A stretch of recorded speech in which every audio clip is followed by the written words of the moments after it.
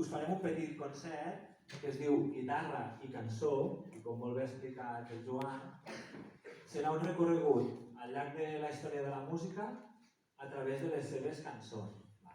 Començarem amb l'època de Joan Carles Amat i anirem avançant amb el temps fins a arribar a avui dia. I avui m'acompanya i m'acompanya avui. Em dic Paula. Com esteu? Bé? Sí, no?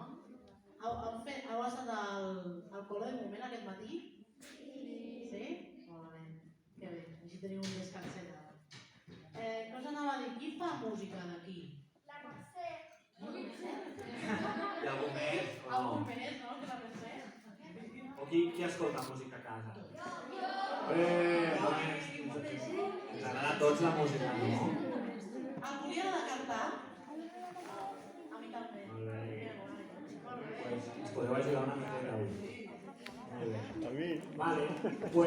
Jo crec que molts de vosaltres ja sabeu qui és Joan Carles Amat, però us faré un petit resum més enfocat a lo que va suposar per a la guitarra.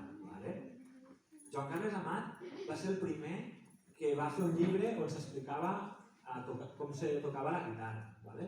Sobretot, el que ens va explicar ell era com es feien els acords.